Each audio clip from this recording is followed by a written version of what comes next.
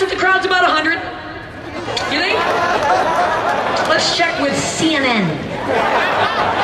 Yeah, Madison, Wisconsin Tea Party, about 100. That's what they said last year. We had the third largest taxpayer tea party in the country.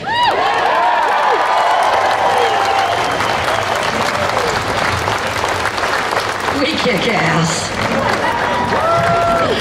Folks, thank you.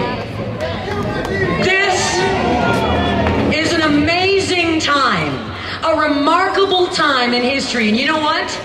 You're in the midst of it. Your eyes are wide open, your senses are clear as a bell. You know for the first time what you want from this country and what you demand from this government. Now, I've been part of this movement since the beginning of it, but I haven't worked nearly as hard as every last one of you. To a person, may I personally say, personally, if I've never met you, I mean this personally, thank you. Thank you for helping me take my country back. Thank you for helping me take my state back. Thank you for giving me real hope that we will prevail. And in case the media is listening, I'm going to tell you what we're all about, just in case it hasn't occurred to you, and I'm going to guess it hasn't. Still, 14 months, you still haven't figured it out. Talking points for you guys. What are we about? Liberty. Foreign concept? No, liberty.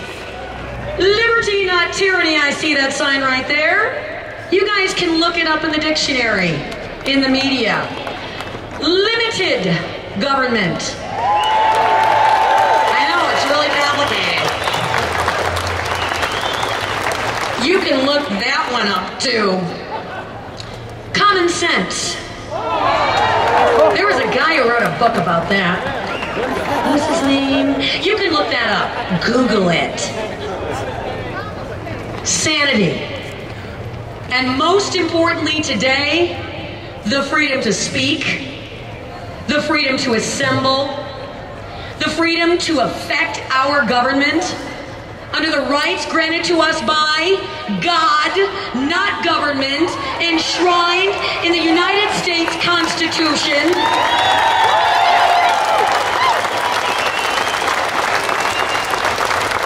I think that sums it up. That is what this movement is about. Any questions? See me after the speech. You know what we're facing, but maybe they don't. Shall we tell them? This is what we're facing, Exhibit A. A government that believes our rights are granted to us not by God, but by them. Well, weird. What's more powerful than government, then? Anything? Nothing. Government is the ultimate arbiter. Government as God. Hell no. Exhibit A, Obamacare. It's going to bankrupt this country. It'll destroy the quality of care. It'll destroy access to quality health care for tens of millions of people. It does nothing to improve the situation. The law itself provides sweeping brand new government controls by fiat. They didn't even ask us if we wanted to give over control of our lives and allow them to grant us rights. But that's what they did in Obamacare. We said no. And they said go to hell. And then we said hell no. And they said stick it where the sun don't shine. And then we elected Scott Brown. And they said, oh crap. But they managed to do it anyway. They changed the rules of the game by dropping the United States Constitution in a paper shredder. You know what I was doing after that day? I was picking up the scraps and trying to tape it back together with some Scotch tape. I'm pretty damn close to getting it done. Cap intact.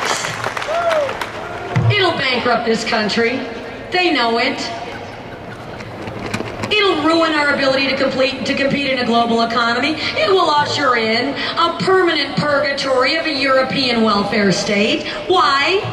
Did we demand to be taxed? Did we say, oh my goodness, make my electric bill go up by a factor of 5 because I need to help Al Gore become a billionaire before he's 60 years old? Yeah. I missed that one because I didn't sign on. No one asked me. Weird. That seems to be modus operandi of this particular government. The Democrats in Congress want to force any and all businesses to unionize. Why? Why? Well, folks, because the unions have managed to run their pensions into the ground. Well, we can't actually do something smart and suggest that perhaps we look at a new model of labor. No.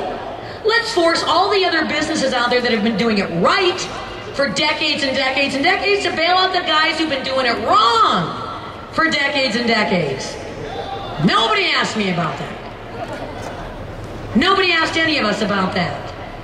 And they passed an $820 billion, or as if I may borrow from Paul Ryan's actual analysis of this bill, $3.27 trillion stimulus package with the promise of green jobs and shovel-ready opportunities for all. Will you please raise your hand if you've gotten one of those shovel-ready opportunities?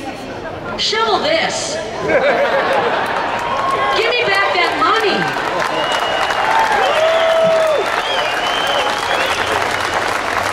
Who's getting rich on this? Well, it ain't us, folks. A lot of you out there are still without a job. A lot of you out there are wondering, hey, where's my shovel-ready job? I'm shovel-ready. I got my shovel. Can I get a job? No. Shovel-ready job simply means spending more money to expand the size of government. Guys, that's why it costs $3.27 trillion. This is just simply a permanent increase in government.